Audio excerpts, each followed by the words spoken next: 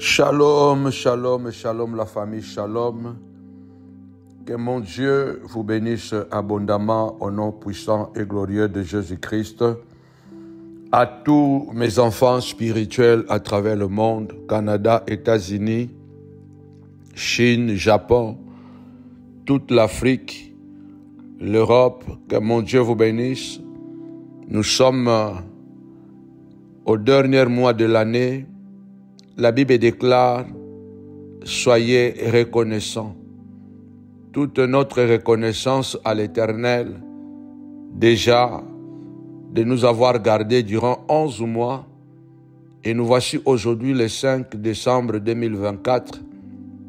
Nous nous préparons à entrer dans la nouvelle année et le train est pratiquement déjà prêt pour décoller et entrer dans la nouvelle année.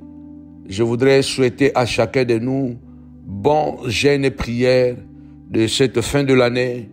Nous savons que la fin de l'année, c'est la période délicate où il y a beaucoup de sacrifices humains.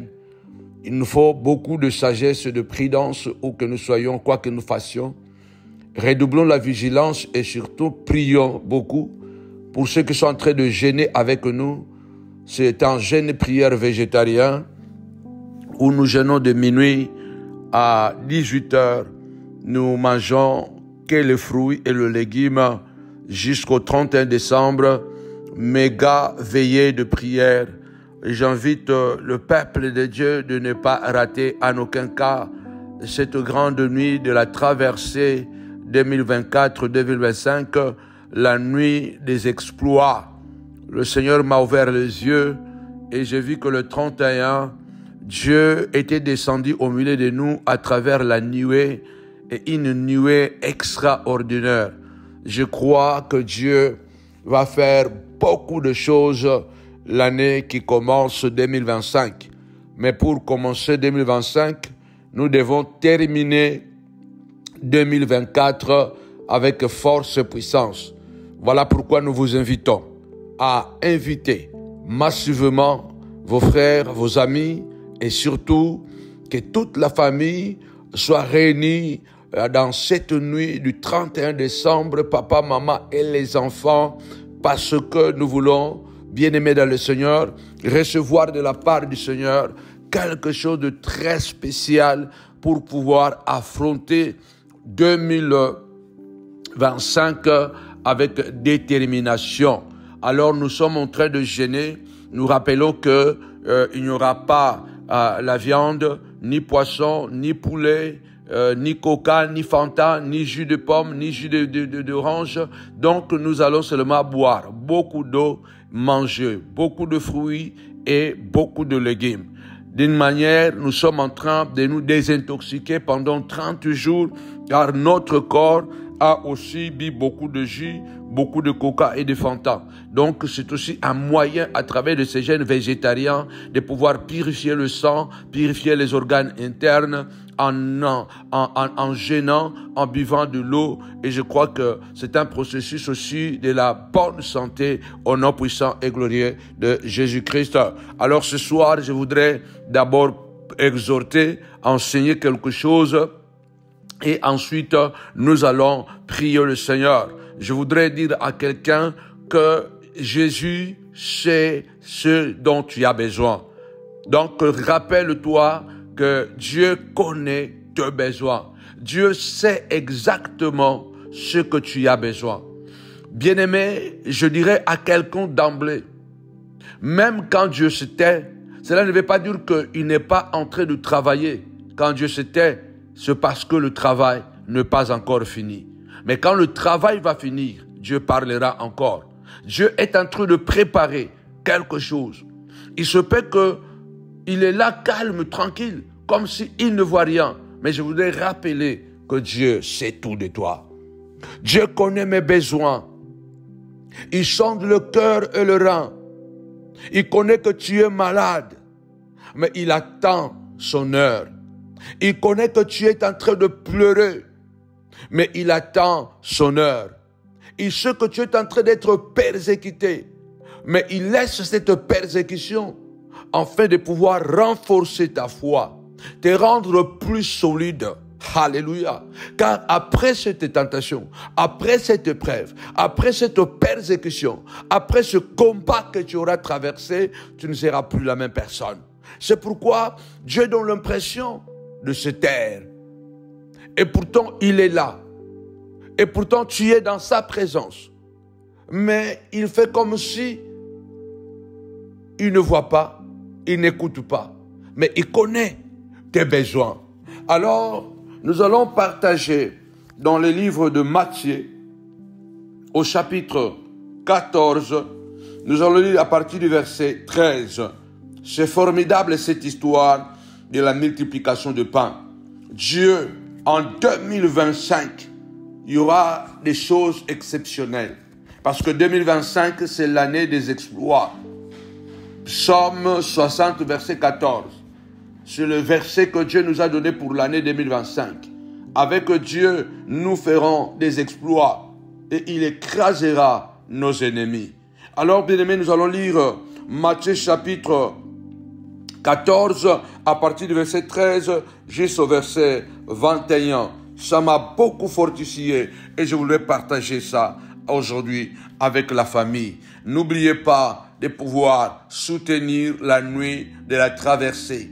Nous sommes en train de nous organiser afin que nous ayons un invité de marque qui va passer la nuit avec nous sur le plan d'adoration, de la louange. En tout cas, nous prions vraiment que ça soit une nuit exceptionnelle.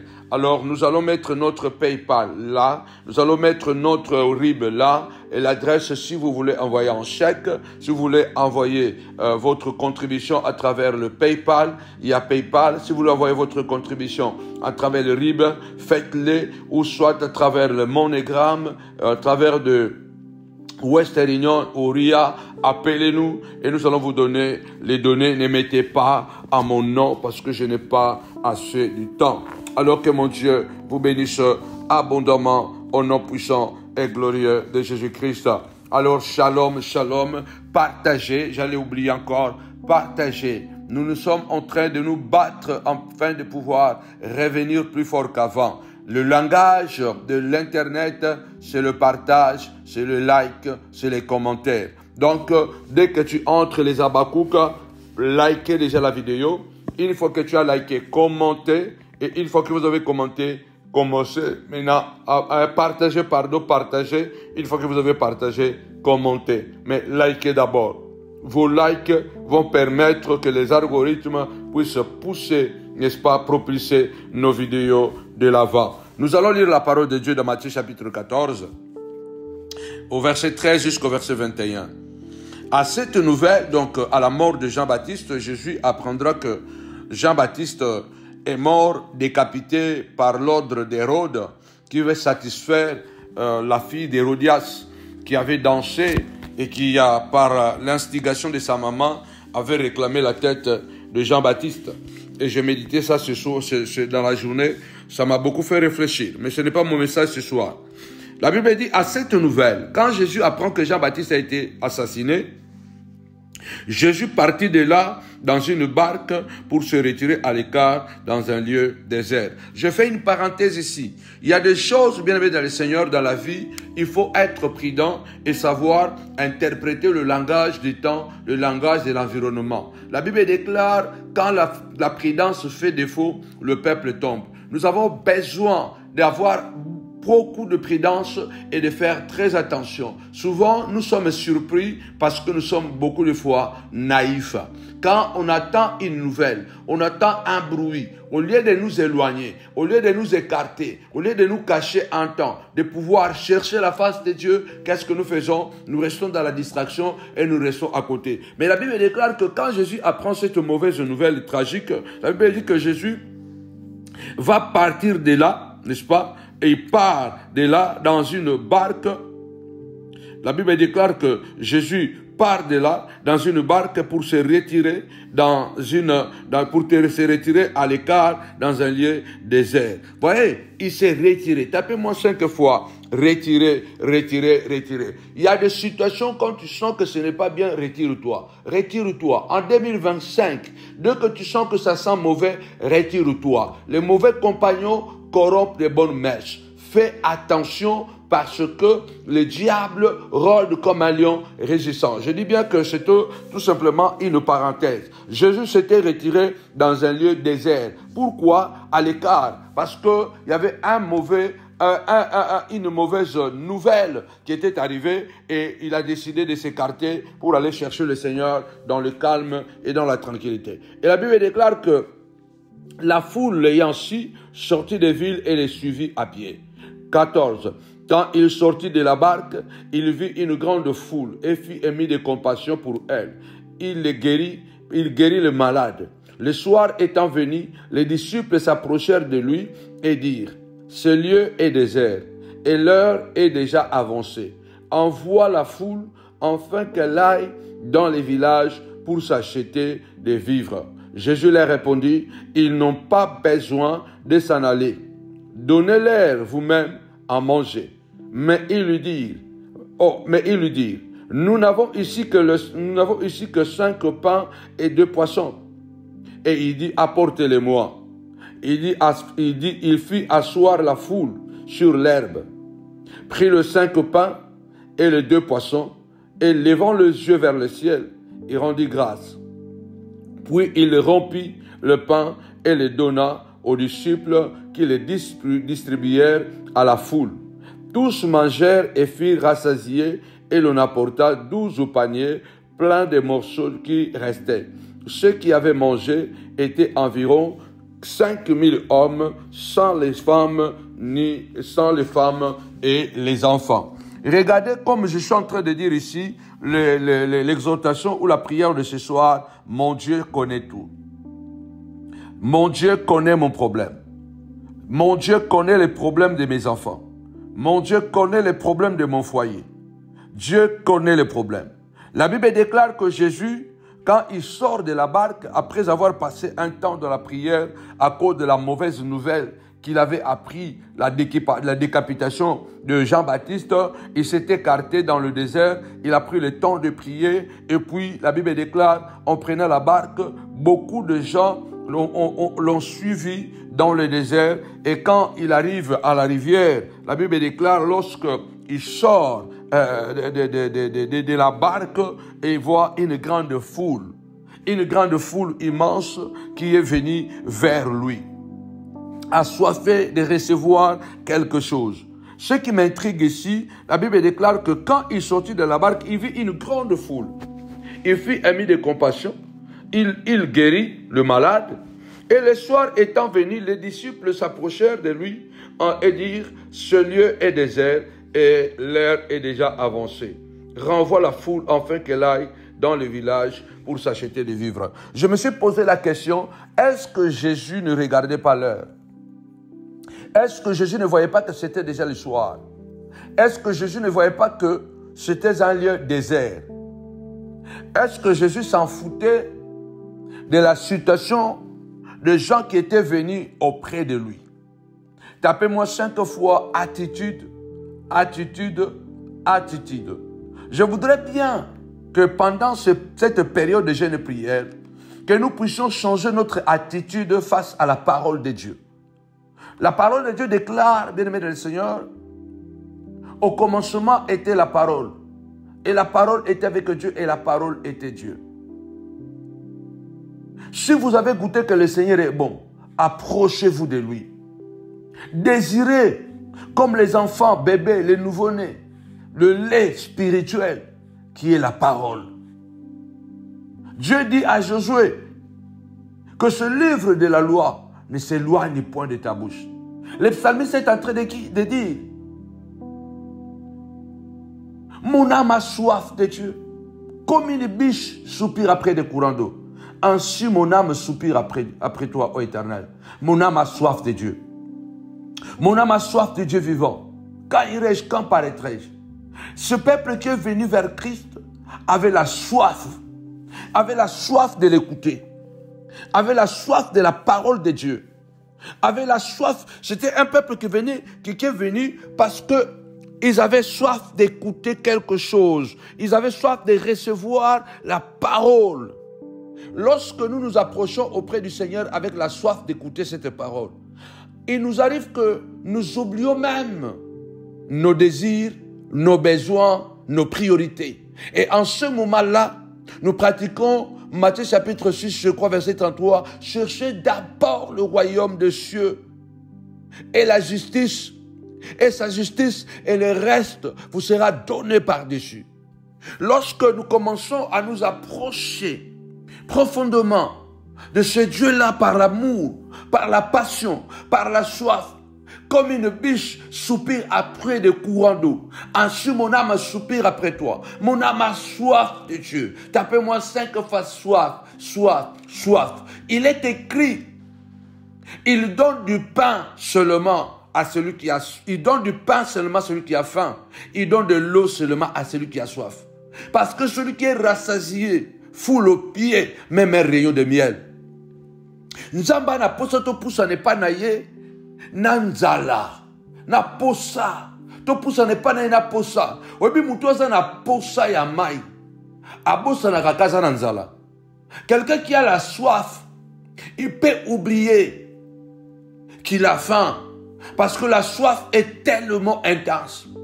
Et celui qui a faim, il peut oublier le sommeil. Celui qui a faim, il peut oublier que le sommeil existe. Celui qui a faim, bien-aimé du Seigneur, il peut oublier certaines priorités parce que le ventre affamé n'a point d'oreille. Ce peuple qui est venu auprès de Jésus avait soif.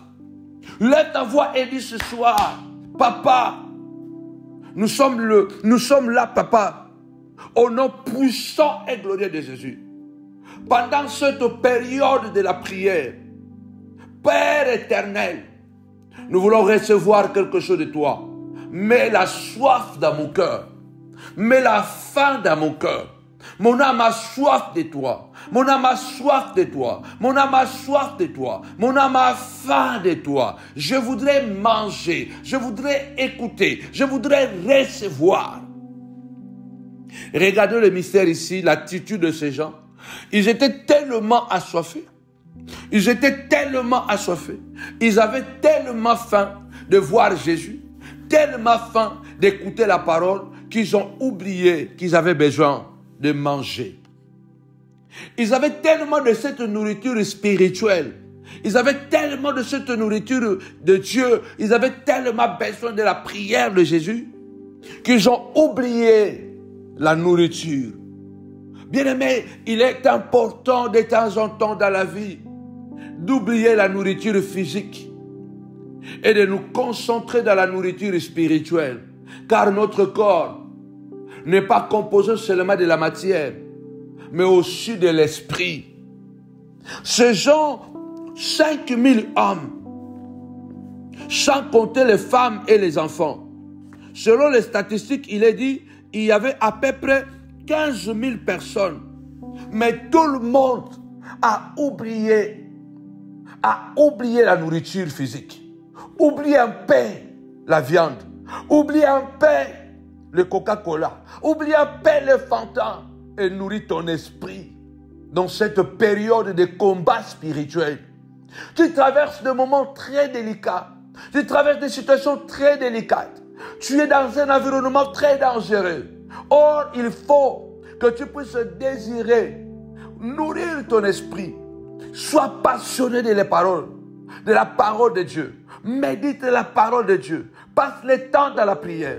Ferme la télé. Concentre-toi dans la prière. Il est temps, bien-aimé dans le Seigneur, qu'on puisse s'oublier à un moment et de pouvoir nous concentrer à nourrir l'esprit. Car si l'esprit est bien nourri, bien-aimé dans le Seigneur, le corps sera obligé d'accompagner l'esprit.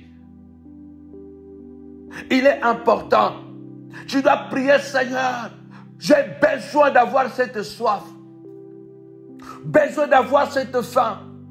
Regarde ce que je tape moi 5 fois. Soif, soif, soif.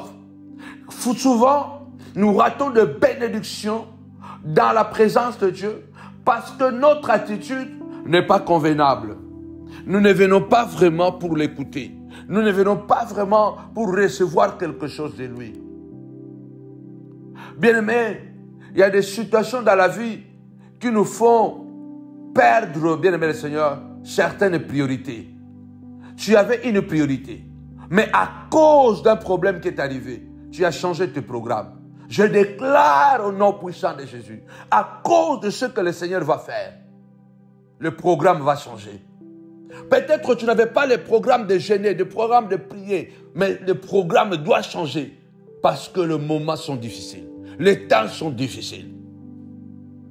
Il est important de comprendre le mécanisme dans le fonctionnement de Dieu. Dieu agit à travers aussi de nos besoins, à travers aussi de notre attitude. C'est pourquoi vous allez remarquer dans la Bible, alléluia, il y a des gens, quand ils venaient auprès du Seigneur, ils veulent prier, ils s'agenouillent, ils lèvent les mains, alléluia, ou soit la tête, il met le visage par terre. Il y a des attitudes, il y a des comportements que nous devons adopter lorsque nous venons devant le Seigneur, qui vont pousser le Seigneur à faire quelque chose. Regarde cette attitude, tout le monde a oublié à manger.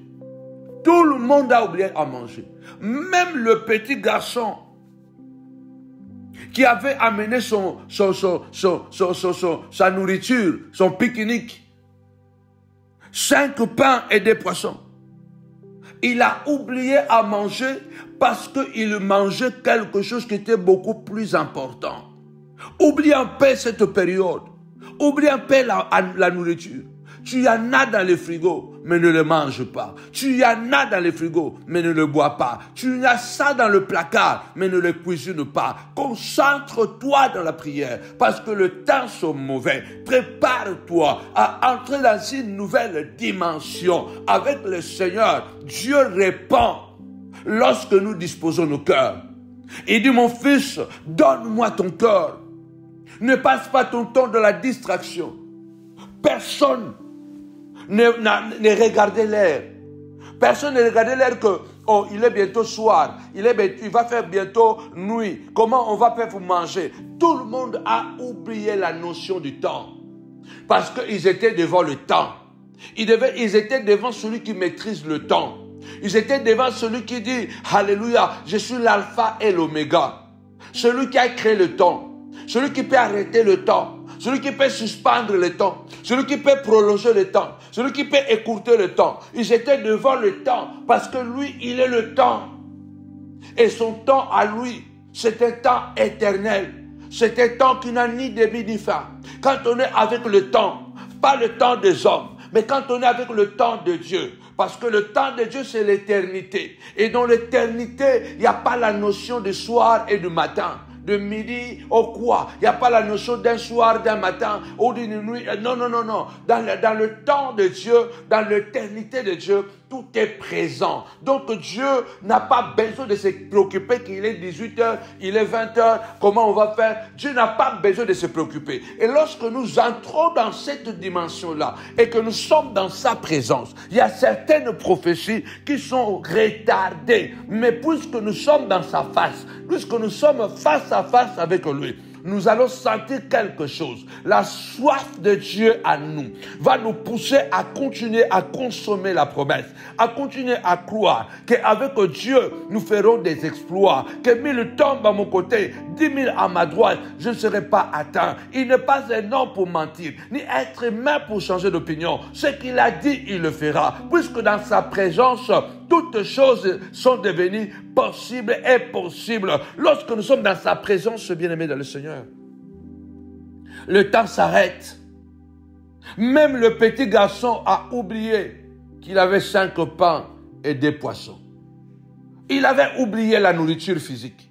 Oublie un peu le repas. Les bénéfices seront extraordinaires. Je prophétise au nom puissant de Jésus que Dieu me donne, te donne, nous donne un cœur assoiffé. Un cœur assoiffé, un cœur affamé, une âme assoiffée, comme une biche soupire après des courants d'eau. Ainsi mon âme soupire après toi, ô Éternel. Un amour tellement profond, quand on reçoit cette parole, quand nous sommes dans sa face, le temps s'arrête. Quand nous sommes dans sa face, on n'a plus faim. La seule faim que nous avons, c'est la faim de l'esprit. La seule faim que nous avons, c'est qu'il puisse nous restaurer, qu'il continue à parler. Et pendant que je vous parle, je suis en train de regarder Paul, qui est en train de prêcher. Il a prolongé son discours. Il a prêché toute la nuit. Et tout le monde était là. Un enfant qui était à côté d'une fenêtre, qui ne voulait pas aller dormir. Parce que le discours de Paul, que Jésus était Seigneur, que Jésus était le Sauveur, il était le Messie que Dieu avait promis depuis le temps des patriarches, que le Christ dont il prêchait, il était déjà venu. Et il était mort. Et il est ressuscité. Il donne la vie éternelle. Il combat pour nous. Le petit garçon a oublié d'aller à la maison au point que la Bible déclare, il s'est ensomnolé et il est tombé de l'étage jusqu'en bas et il est mort. Mais Paul est descendu et il a prié pour cet enfant et l'enfant est revenu à la vie. Dans la présence de Dieu, quelquefois, quand on entre profondément dans la présence de Dieu, on oublie qui sommes-nous. Nous oublions la notion de temps. Alléluia. Parce que dans sa présence, c'est la bonté, c'est la beauté, c'est la miséricorde, c'est l'espoir, c'est l'assurance. Dans sa présence, bien-aimé dans le Seigneur, on s'oublie parce que nous sommes enveloppés de sa plénitude. Et sa plénitude apporte la puissance, apporte l'espoir. My God. Mon Dieu. Tapez-moi 5 fois, espoir, espoir, espoir. Je voudrais dire à quelqu'un, ne perd jamais l'espoir. À tous ceux qui l'ont reçu et qui croient à son nom, il leur a donné le pouvoir de devenir enfants de Dieu. Il nous a donné le pouvoir. Nous ne sommes plus des enfants illégitimes, nous sommes des enfants du royaume. Nous appartenons à un Dieu qui pense à nous. Nous appartenons à un Dieu, même quand il se tait, parce que le travail n'est pas encore fini. Voilà pourquoi il ne parle pas. La femme qui avait la perte de sang pendant 12 longues années, elle a dépensé tout ce qu'elle avait. Elle était riche, cette femme. Elle avait beaucoup de biens. Parce que la Bible déclare, pendant 12 ans, elle a dépensé tout ce qu'elle avait comme bien. C'était une femme riche. Parce que tu ne peux pas dépenser beaucoup d'argent pendant 12 ans si tu n'en as pas. Tu ne peux pas vendre de maisons ou de terres pendant 12 ans pour te soigner si tu n'en as pas. Cette femme avait beaucoup d'argent. Mais pendant 12 ans, elle n'a jamais été guérie. Son argent. Mais ce qui a guéri cette femme, et que cette femme n'avait jamais perdu l'espoir, malgré qu'elle perdait la vie chaque jour. Mais elle gagnait en assurance, parce qu'elle croyait que non, je sais que je peux être guéri. Et quand elle a compris que le médecin ne pouvait plus le guérir, elle a entendu parler d'un certain Jésus. Alléluia, ce prophète, ce rabbin, alléluia, ambulant, qui marchait, alléluia, dans le riz d'Israël, dans Jérusalem, dans Capernaum. Elle a compris, si le médecin humain ne peut rien, cet homme de Galilée peut me guérir. L'espoir. L'espoir te fait oublier que tu n'as plus la force. Cette femme, 12 ans d'hémorragie, tu ne peux plus te mettre debout. Elle n'avait plus assez de force. Elle n'avait plus assez de courage. Mais elle avait une chose, la soif d'être guérie. Que personne ne te trompe. Quel que soit l'état où tu te trouves aujourd'hui. Si tu as encore la soif, Dieu va honorer ta soif. Parce que la Bible dit, il donne du pain à celui qui a faim et il donne de l'eau à celui qui a soif. Parce que celui qui est déjà rassasié, il fout le pied, même un rayon de miel. Ne perds pas la soif d'écouter la parole de Dieu, de prier. S'il y a un désir que tu dois continuer à allumer dans ton cœur, que j'ai encore beaucoup d'années à vivre sur cette terre, je vais accompagner mes enfants et mes petits-enfants parce qu'ils ont besoin de moi. Au nom puissant et glorieux de Jésus-Christ, j'ai une soif de voir, alléluia, de faire grandir mes enfants. J'ai une soif de pouvoir réaliser le projet parce que le monde a besoin de moi. Alléluia. Dieu a dit à Abraham, je ferai de toi une source de bénédiction pour toutes les nations de la terre. Tu es une source de bénédiction pour tes enfants, pour nous, l'église. Maman Suzanne, maman Jackie, tu ne sais pas, maman Dolo, tu ne sais pas que tu es une source de bénédiction pour nous. Papa Frédéric, Patrick Vaillant. Que rien ne vienne au milieu de nous et nous fasse oublier, alléluia, que devant Dieu, tout devient possible. Mais notre attitude, le désir que nous avons, le comportement, la soif que nous avons, est-ce que nous venons déjà rassasiés? Est-ce que nous venons vraiment parce que nous voulons recevoir quelque chose de lui? La Bible déclare qu'un jour, Paul était en train de prêcher.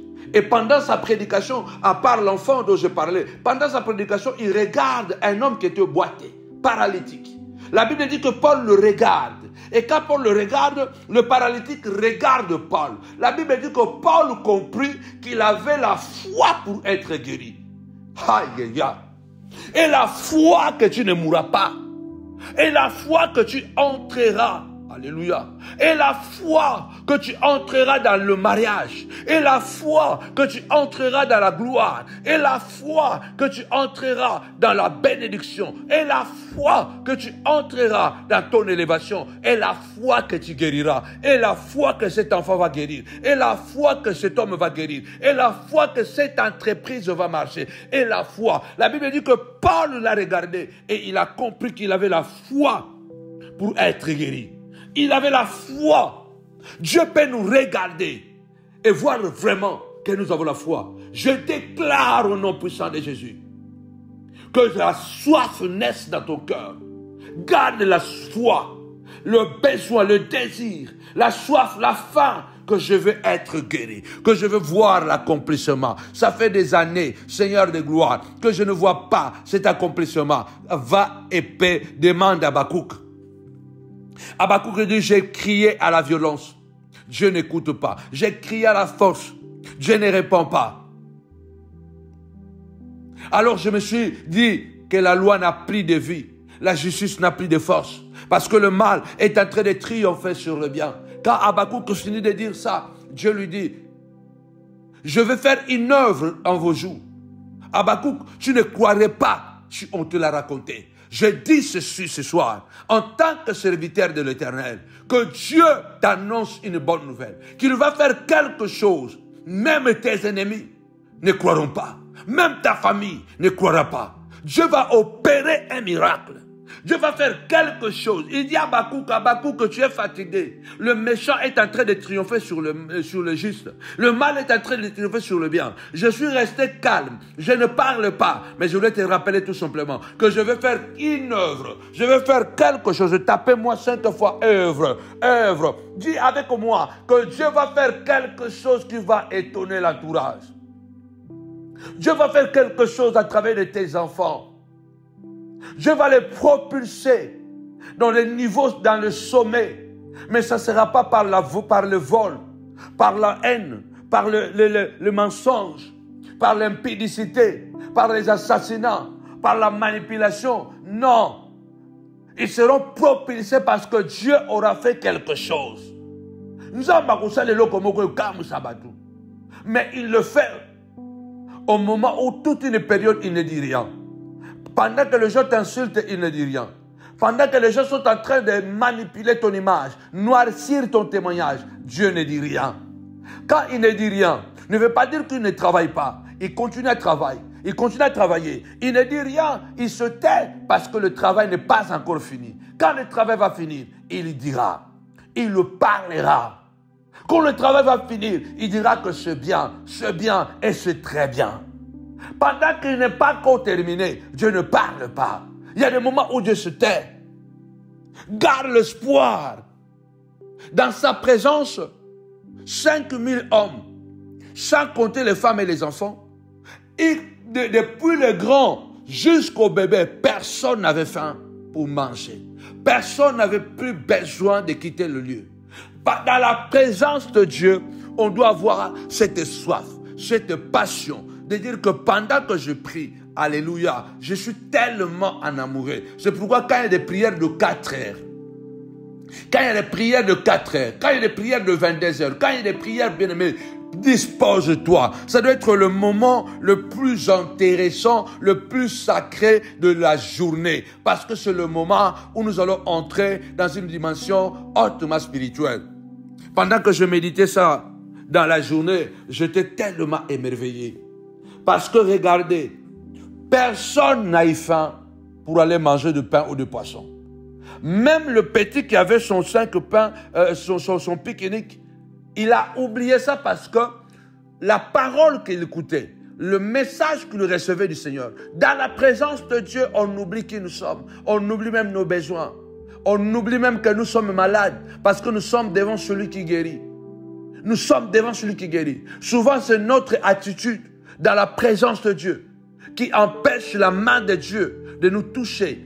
Je voudrais vraiment, dorénavant, que nous puissions nous approcher. Quand il y a les cultes de dimanche, quand il y a les cultes à la maison, les cultes de famille, il faut que ce moment-là soit un moment sacré, un moment de joie, un moment où nous savons que nous recevons quelque chose de puissant dans la vie. Regardez, si vous êtes un lecteur de la Bible ou une lectrice de la Bible, regardez bien, ce ne sont pas la foule qui ont dit à Jésus, Seigneur, arrête de prêcher parce que nous devons manger. Il y a le soir qui arrive, l'endroit est désertique. Non, ce sont les disciples.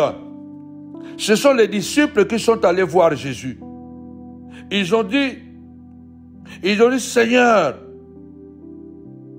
le soir, cet endroit est désert. Le soir est venu. Il est déjà presque nuit. Et cet endroit est désert. L'heure est déjà avancée. Renvoie la foule, afin qu'elle aille dans les villages aux alentours pour s'acheter des vivres. Donc comme si les disciples sont en train de rappeler à Jésus quelque chose que Jésus a oublié. Vous pensez que Jésus ne voyait pas que c'était le soir? Vous pensez que Jésus ne voyait pas qu'il y avait des bébés? Vous pensez que Jésus n'avait pas qu'il y avait des gens qui étaient affamés? Vous pensez que Jésus ne voyait pas qu'il n'y avait pas un endroit trop proche pour acheter du pain? Jésus voyait tout ça. Jésus sentait tout ça. L'heure était avancée. Je dis à quelqu'un, peu importe le blocage que les sorciers ont créé autour de toi pour prolonger ta douleur, pour prolonger ta souffrance. Parce que nous avons des individus sur cette terre, bien-aimés dans le Seigneur, qui sont prêts, bien-aimés, à prolonger ta douleur, à prolonger ta honte, à prolonger ton chômage, à prolonger ta souffrance. Et ça n'a pas tout le monde qui bah après, il y a qu'à prolonger Passinayo, il y a qu'à prolonger Kolelanayo. L'heure était avancée. Ils n'avaient pas encore mangé le pain et le poisson, mais ils mangeaient une nourriture spirituelle. Alléluia. Oh, alléluia. Oh, alléluia. Oh, alléluia. J'ai à manger une nourriture que vous ne connaissez pas. Rappelez-vous de l'histoire de la femme samaritaine. Cette femme qui était immorale. Les disciples, la Bible dit que Jésus fatigué était assis. Et les disciples sont allés dans cette petite bourgade pour acheter à manger. Et quand ils reviennent, ils trouvent que Jésus est en train de parler avec cette femme. Il dit, Seigneur, tu dois manger. Il dit, mais j'ai à manger une nourriture que vous ne connaissez pas. L'heure vient, elle est venue, où les vrais adorateurs adorent le Père en esprit et en vérité. Lorsque nous allons devenir des amoureux de la parole, les amoureux de Dieu, lorsque nous allons comprendre que notre vie en dehors de Dieu ne sert à rien, même si l'heure est avancée, nous allons rester sur place, comme Habakkuk avait entendu. Je vais faire une œuvre que vous ne croirez pas si on vous la racontait. Alléluia. Je vais te guérir de cette maladie. Je vais te faire sortir de cette honte. Je vais restaurer ta famille. Je vais ramener cet enfant qui était parti de la maison. Je mettrai la paix là où il y avait la guerre. Je te donnerai l'argent mais en abondance. My God. Alléluia. Je te donnerai la paix mais en abondance. Je vais augmenter l'intelligence de tes enfants. Parce que je vais faire une œuvre en vos jours que vous ne croiriez pas si on vous la racontait. Je vais faire quelque chose d'extraordinaire. Tu sortiras de la fosse au lion. Ceux qui t'ont jeté dans la fosse au lion se diront, mais comment a-t-il fait? Au moment où ils disent, comment a-t-il fait? Retour à l'expéditeur et même ils sont jetés dans la fosse au lion. Mais ils se diront, Comment a-t-il fait pour tuer Goliath? Parce que Dieu est en train de dire, il va faire quelque chose, il va accomplir une œuvre que tu ne peux pas croire si on te le dit aujourd'hui. Ce que tu vas devenir demain, ce que tu vas devenir dans 1 an, ce que tu vas devenir dans 6 mois, ce que tu vas devenir dans 3 mois, ce que tu vas devenir dans 2 ans. Si on te le disait aujourd'hui, tu ne peux pas le croire. Mais Dieu est en train de te dire, je me tais, mais je connais tes besoins. Je sais dont tu as, je sais de quoi tu souffres, je connais tes besoins. Il ne dit jamais peut-être, il dit je sais. Il ne dit jamais paraît-il, il dit je connais. Les disciples ont dit, l'heure est avancée. Pour Sarah, l'âge était avancé. Mais il y a une promesse qui avait été faite, qu'Abraham ne pouvait pas mourir sans recevoir un héritier. Isaac devait naître. Je déclare qu'Isaac va naître. La promesse de Dieu, même si l'heure est avancée, même si les années sont avancées, la Bible déclare, mon fils, garde cette parole dans ton cœur. Lis autour de ton cou cette parole comme un collier, car elle prolongera les jours et les années de ta vie. Dieu va prolonger les jours et les années de ma vie, afin que je puisse accoucher Isaac. Dieu va prolonger les jours et les années de ma vie, non pas pour prolonger la honte, mais pour accomplir ce qu'il avait prévu avant l'éternité. Ce qu'il avait promis avant que le monde ne fît. Parce qu'il n'est pas un homme pour mentir. Il appelle à l'existence des choses qui n'existent pas. Il dit, je déclare, je dis au septentrion de donner. Et je dis au midi, ne retiens pas. Donc Dieu, il est celui qui ordonne. Il dit à quelqu'un, donne, tu vas donner. Ne donne pas, tu ne donneras pas. Celui qui ordonne, il dit au septentrion de donner.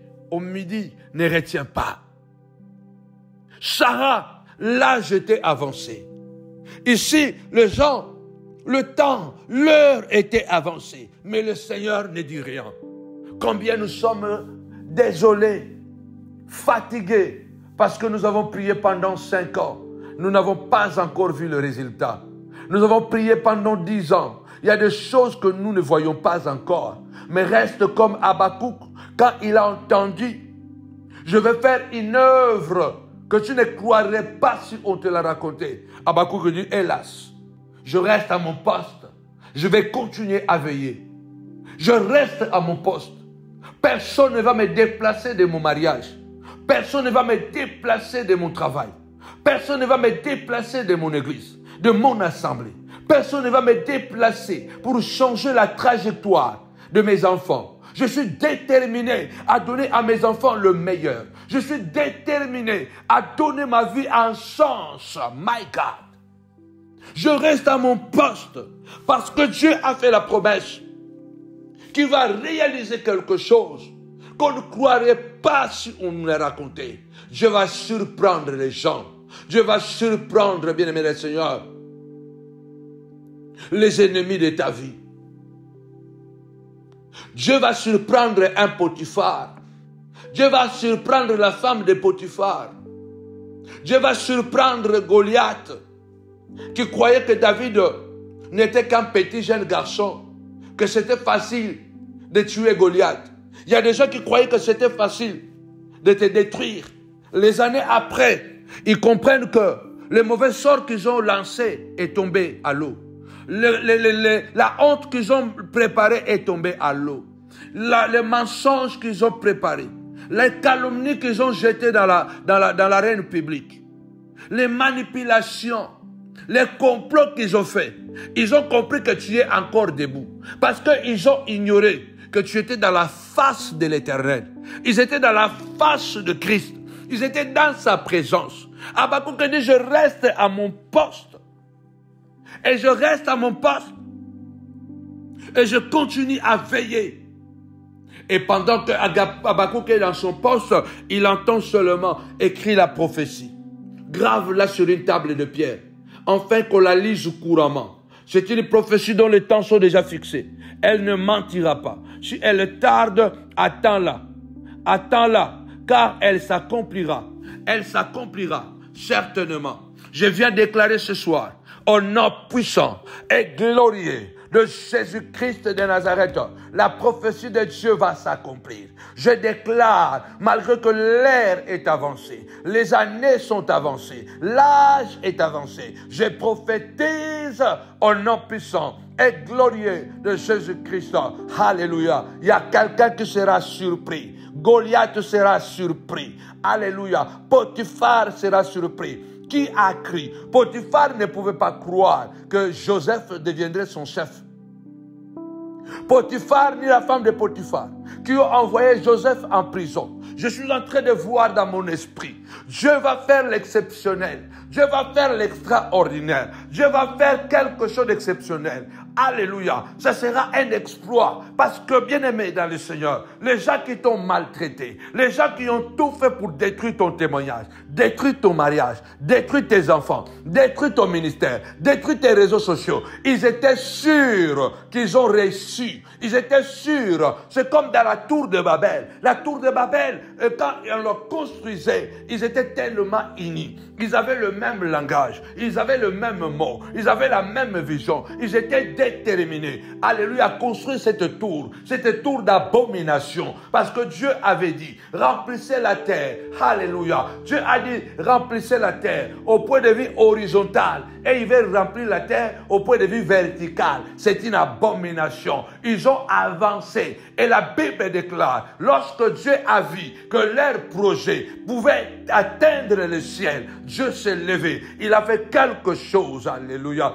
quelque chose qu'ils n'avaient pas cru, quelque chose, si on les avait raconté, que leur tour allait tomber, ils n'allaient pas croire. Je suis en train de dire à quelqu'un, tous ceux qui ont bien aimé se sont mis ensemble pour te détruire. Ils sont tellement connectés, ils sont tellement forts, ils ont le même objectif, la même vision, pour envoûter tes enfants, pour envoûter ta santé, pour détruire toi, ta vie, détruire ta destinée. Ils sont tellement ensemble, mais ils oublient une chose, que tu es dans la présence de celui qui est Dieu. Tu es dans la face de l'Éternel, de celui qui connaît le temps, qui maîtrise le temps, qui connaît toutes choses. Il n'y a pas un meilleur endroit dans le combat spirituel que dans sa face. Bien-aimé dans le Seigneur, alléluia. Potiphar a appris seulement que Joseph est devenu le père spirituel de Pharaon.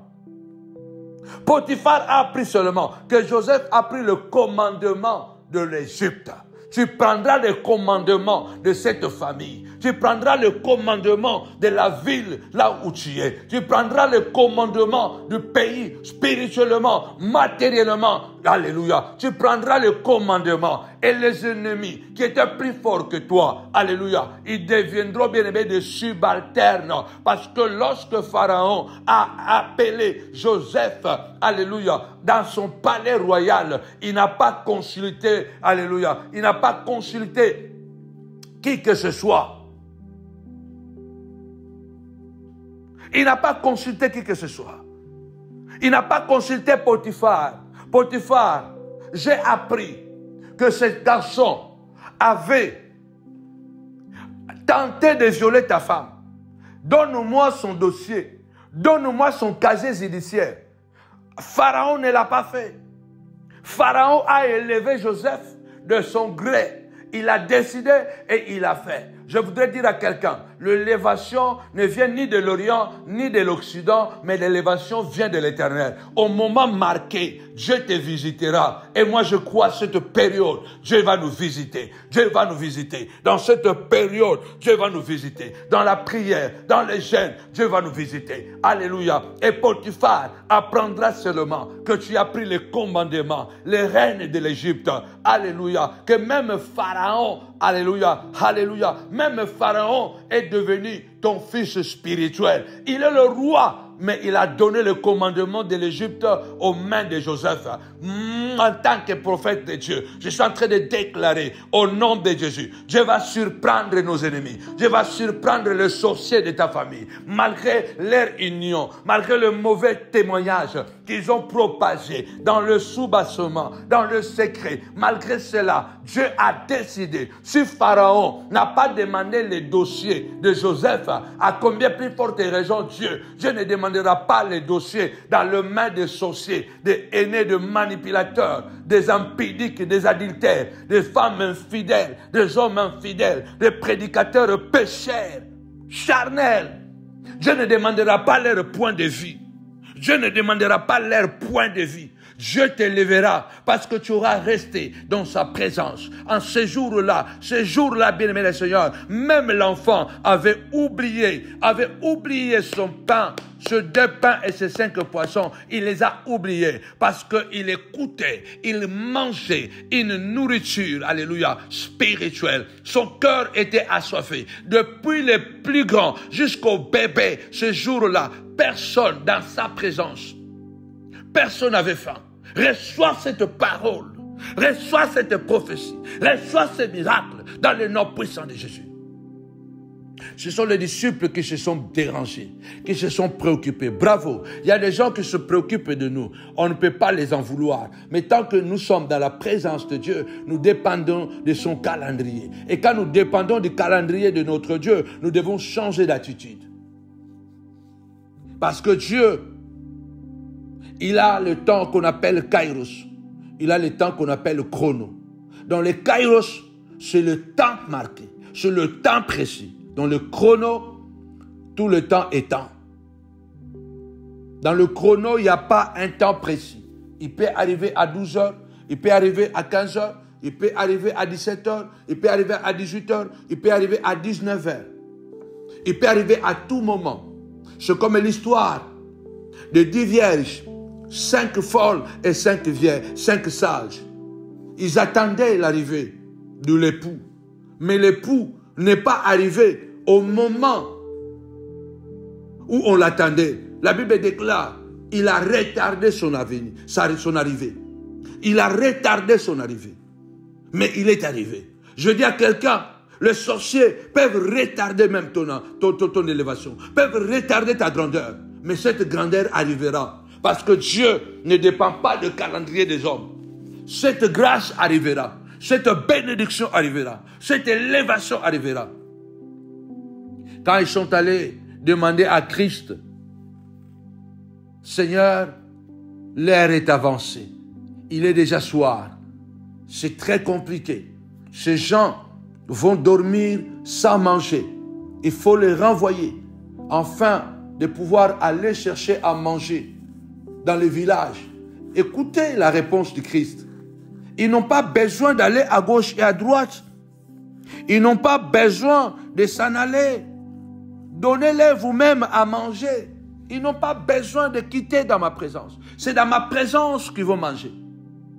Parce que je suis l'alpha et l'oméga. J'appelle à l'existence les choses qui n'existent pas. Dans la présence de Dieu, on ne peut pas échouer. Dans la présence de Dieu, à travers la prière, à travers la consécration, à travers la crainte de l'Éternel, on ne peut pas échouer. On ne peut pas échouer. Le Seigneur a dit non, non, non, non. Pas question de s'en aller. Je les ai retenus ici. Ils vont manger dans ma présence. Tu mangeras dans la présence de Dieu. C'est ce que David est en train de dire. Tu dresses une table en face de mes adversaires. Tu induis ma coupe. Tu induis ma tête et ma coupe déborde.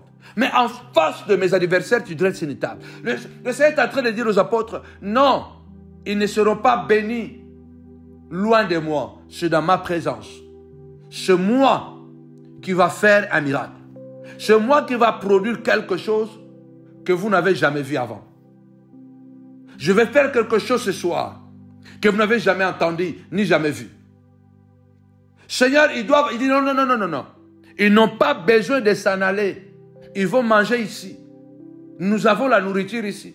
Donnez-les à manger. Dans ma présence, c'est dans la présence de Dieu.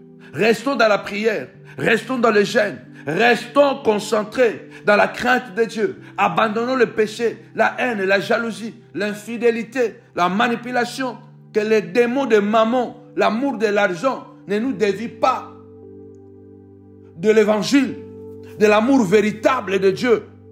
Que mammon ne soit pas peint comme le Christ, comme le nouveau Dieu des hommes de Dieu aujourd'hui. Ils ont remplacé Dieu par la gloire. Ils ont remplacé Dieu par l'argent. Ils ont remplacé Dieu par les habits. Ils ont remplacé Dieu par les apparences. Mais Dieu se trouve dans le véritable amour. Cette véritable amour, bien-aimé du Seigneur, se trouve dans la crainte de Dieu. Se trouve dans la fidélité. Se trouve, bien-aimé dans le Seigneur, loin de mensonges, loin de haine, loin de manipulation, loin de l'amour de l'argent. Il a dit, nous allons leur donner à manger. Écoutez la réponse. Mais nous n'avons ici que 5 pains et des poissons.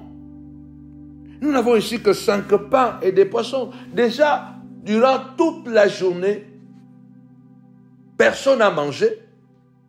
Et du coup, la nuit commence à arriver. Personne ne réclame à manger. Il y avait 5 pains et des poissons. Personne ne s'est bousculé pour manger parce qu'il mangeait une nourriture qui était plus solide que le 5 pains et des poissons. Il mangeait le Christ. Il mangeait le pain des vies. Il se consommait, alléluia, de ce pain véritable qui est descendu du ciel. Et lorsque Jésus savait, parce que la Bible dit, il n'a pas besoin qu'on lui dise de quelqu'un. Il n'a pas besoin de nos informations. Jésus savait qu'il y avait 5 pains et des poissons. C'est pourquoi il leur a dit, non, ils n'ont pas besoin de s'en aller. Parce que je vais faire un miracle. Il y a 5 pains et des poissons ici. Ils n'ont pas besoin. Il y a une solution ici. Tapez-moi 5 fois solution, solution, solution, solution. Partagez ce beau message. Partagez. Partagez, partagez encore. Commentez. Si tu n'as pas encore liké la vidéo, like la vidéo. Like la vidéo. Il dit, il y a une solution ici. Dans la présence de Dieu, il y a toujours la solution. Même quand vous êtes devant la mer rouge, elle va se séparer en deux. Vous êtes devant Jourdain qui déborde, elle va reculer. Il va reculer. Devant Dieu, il y a toujours la solution. Dieu n'est jamais à court d'idées, à court de solutions. C'est pourquoi la meilleure chose de faire, c'est de rester dans sa présence. Je crois le psaume 27. Je demande à l'Éternel une chose que je désire ardemment. Une chose que je désire ardemment. Je voudrais habiter dans sa maison, dans la maison de l'Éternel, pour contempler sa magnificence. Pour contempler sa magnificence. Car dans son tabernacle, il me sauvera au jour de la détresse. Comme une biche soupire après des courants d'eau, ainsi mon âme soupire après toi, ô Éternel. Mon âme a soif de toi. Mon âme a soif de toi, Seigneur. Il y a une solution. Et ça le dit, donnez-les à manger. Parce qu'il y a la nourriture ici. Dans la présence de Dieu, il y a la guérison. Il y a les miracles. Regardez dans la Bible la plupart des gens que le Seigneur a guéris. Ce n'est pas le Seigneur qui est parti là-bas. C'est eux qui sont venus dans sa présence. Jésus est passé dans la rue de la femme qui avait la perte de sang. Mais il n'est pas entré dans sa maison. La femme, malgré sa perte de poids, malgré qu'elle n'avait plus de force, mais l'espoir fait vivre. C'est elle qui est partie dans la présence du Christ. C'est elle qui est partie dans la présence du Christ.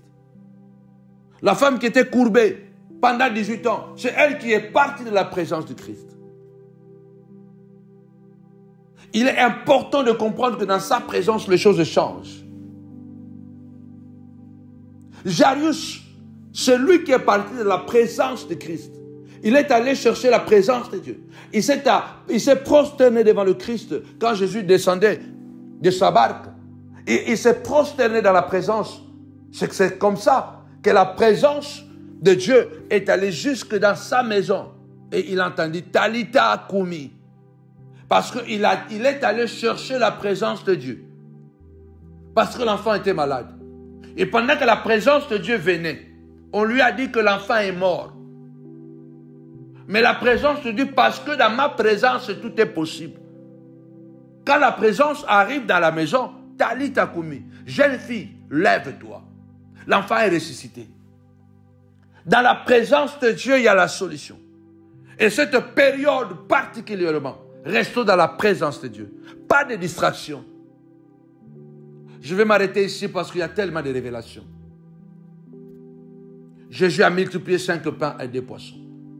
Plus de 15 000 ou 10 000 personnes ont mangé à leur faim dans la présence de Dieu. Personne ne s'est déplacé pour aller acheter quoi que ce soit. Ils avaient déjà acheté sans argent. Ils avaient seulement acheté par la foi. Je m'arrête ici pour dire à quelqu'un, au nom puissant et glorieux de Jésus, Dieu sait ce que j'ai besoin. Dieu connaît mon problème. Dieu connaît ma situation. Et il agira. Dieu connaît mon combat. Et il agira. Mais c'est dans sa présence, au nom puissant et glorieux de Jésus-Christ. Amen. Grande nuit de prière. Le 31 décembre 2024, ici à Novotel de Noisy-le-Grand. La montagne de la prière ministrice organise cette méga veille de prière. Nous allons passer un moment jamais passé dans sa présence. Je vois une nuée extraordinaire. Amenez quelqu'un, ne venez pas seul, amenez vos enfants, amenez toute la famille. Le 31, mardi 31 décembre, c'est la nuit des exploits, la nuit de la traversée. Quelque chose de puissant va s'opérer. Dieu va mettre un saut parce que nous sommes la génération de Caleb. Malgré que l'ère est avancée, malgré que l'âge est avancé, mais je suis Caleb. Je suis Caleb. J'ai encore la force de sortir. J'ai la force de entrer. J'ai la force de sortir. J'ai la force de rentrer. Alors ce 31 décembre, ne va pas dans la boîte de nuit. Prépare-toi à la rencontre de Dieu. Parce que 2025, ça s'annonce grandiose. Des exploits à couper les souffles. N'oubliez pas de continuer à faire des petites vidéos.